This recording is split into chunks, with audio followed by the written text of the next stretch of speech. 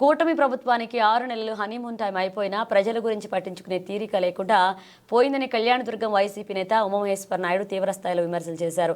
రైతు పోరుబాటలో పాల్గొన్న సందర్భంగా ఆయన మీడియాతో మాట్లాడుతూ సంక్షేమ పథకాలు అమలు చేయకుండా ఇప్పుడు ఇస్తున్న పింఛన్లు కూడా ఏరివేతలు మొదలుపెట్టారని విమర్శలు చేశారు. రైతులను నట్టెట్ట ముంచిన ప్రభుత్వం ఇది అంటూ ఉమామహేశ్వర నాయుడు ధ్వజమెత్తారు.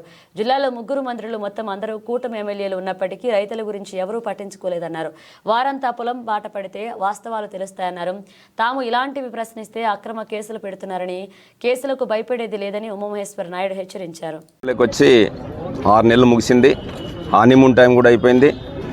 కానీ ఈ రోజు వరకు ఎలక్షన్లో ఇచ్చినటువంటి సూపర్ 6 పథకాలు ఏ ఒక్కటి అమలు చేసినటువంటి సందర్భం లేదు. కనీసం ముసలి వాళ్ళకి ఇస్తున్నటువంటి పెన్షన్లు కూడా కలెక్టర్లను బాధ్యులను చేసి చంద్రబాబు నాయుడు గారు ఈరోజు ఏరేసే కార్యక్రమం.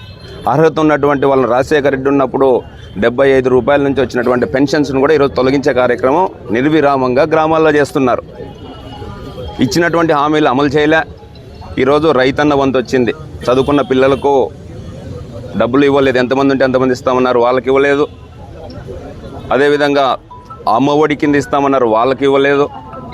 నిరుద్యోగ వృత్తి ఇస్తామన్నారు, అది ఇవ్వలేదు. రైతన్న నట్టేట ముంచినటువంటి ప్రభుత్వం ఈ కూటమి ప్రభుత్వం అని చెప్పి ఈ సందర్భంగా తెలియదు. అందుకోసం అధికారంలో ఉన్న అధికారంలో లేకపోయినా రైతన్నకు మద్దతుగా ఉండాలి, ఈ రాష్ట్రంలో ఉన్నటువంటి ప్రజలకు మద్దతుగా ఉండాలని చెప్పి మా నాయకుడు జగన్మోహన్ రెడ్డి గారు రైతుకు మద్దతుగా పోరుబాటు పెట్టారు. ఈరోజు రాష్ట్ర వ్యాప్తంగా జరిగినటువంటి కార్యక్రమంలో భాగంగా అనంతపురం జిల్లాలో పెద్ద ఎత్తున ఊహించినంత దాదాపు మేము ఒక 1000 మంది అనుకుంటే దాదాపు 3-4 వేల మంది వచ్చి రైతన్నలు, వైఎస్ఆర్సీపీ పార్టీ కార్యకర్తలు స్వచ్ఛందంగా తరలి వచ్చి ఈరోజు ఈ కార్యక్రమాన్ని విజయవంతం చేసి ప్రభుత్వం పైన నిరసన వ్యక్తం చేయడం జరిగింది.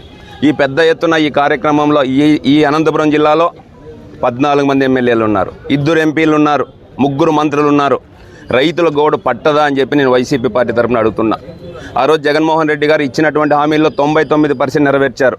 దేశానికి అన్నం పెడుతున్నటువంటి రైతులను నట్టేట ముంచుతున్నటువంటి ఈ ప్రభుత్వాన్ని ఏమనాలని చెప్పి సందర్భంగా నేను అడుగుతున్నా.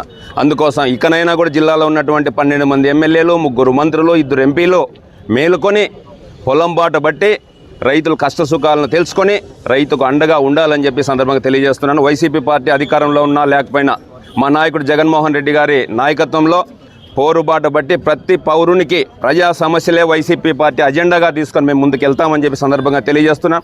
ఎన్ని కేసులు పెట్టినా ఏమి పెట్టినా మేము భయపడే పరిస్థితి లేదు.